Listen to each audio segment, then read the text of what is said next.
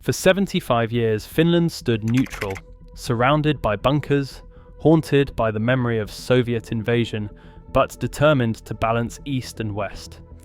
Then came February 2022. Within months, this quiet nation became NATO's frontline fortress, transforming overnight into Europe's most prepared deterrent against Russia.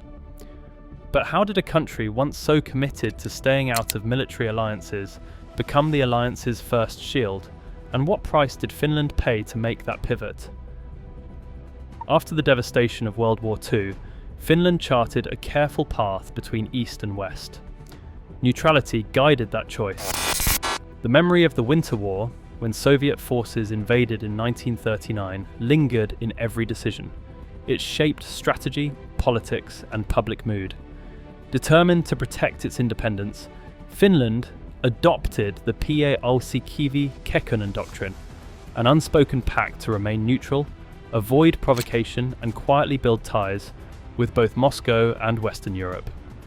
Through the Cold War, this policy defined Finnish foreign relations. While neighbouring countries picked sides, Finland joined neither NATO nor the Warsaw Pact. Instead, it focused on economic recovery, international trade, and pragmatic diplomacy, even as Soviet influence loomed just across the border. In the 1990s, Finland deepened its Western connections by joining the European Union, yet military non-alignment remained a cornerstone. For more than 75 years, neutrality was not just policy, it was a national identity, shaped by geography, history, and the hard lessons of survival. Neutrality shattered. On February 24, 2022, the Russian military crossed into Ukraine. In Helsinki, the mood shifted overnight. Newspapers ran headlines about war on European soil, and political leaders convened emergency meetings. Surge. Within days, public opinion polls recorded a surge. Support for NATO membership, long stuck below 30%, surged past 60% and kept climbing. Decisive. By May 2022, President Sauli Niinisto and Prime Minister Sanna Marin stood together, urging that Finland apply for NATO without delay. The Finnish parliament moved swiftly. In a decisive vote on May 17, 2022, lawmakers approved membership by 188 votes to 8. Heated, the debate was heated, one left alliance member of parliament warned, "We risk sacrificing our independent foreign policy and fueling an arms race on our own border." But the momentum was unstoppable. Historic. Security analysts described the moment as a historic break with the past. Mika Altala, director of the Finnish Institute of International Affairs, stated, "The invasion decisively ended the credibility of the old Finnish doctrine. Only collective defence guarantees security here." Inside, less than a year later, on April 4, 2023, Finland's flag was raised at NATO headquarters. The country that once stood apart now stood inside the alliance. Finland's defence muscle begins with its people. Out of a population of 5.5 million, more than 900,000 are trained reservists, an unmatched ratio in Europe. This scale is not an accident. It is the result of a universal conscription system that brings nearly every young Finnish man, and many women, into military service each year. Training is rigorous and ongoing. After their initial service, reservists return for regular exercises, maintaining skills and discipline well into civilian life. The commitment is not just institutional. Polls in 2022 and 2023 showed over 80% of Finns believe in defending their country by force if necessary, the highest support for national defence anywhere in Europe. General Timo Kivinen, Chief of Defence, describes this model as Finland's true deterrent. When every citizen is prepared, the threshold for aggression rises. In practice, the result is a society where readiness is woven into daily life, and the military's backbone is both broad and deeply rooted. Beneath Finland's cities and towns, more than 50,000 civilian shelters wait on standby.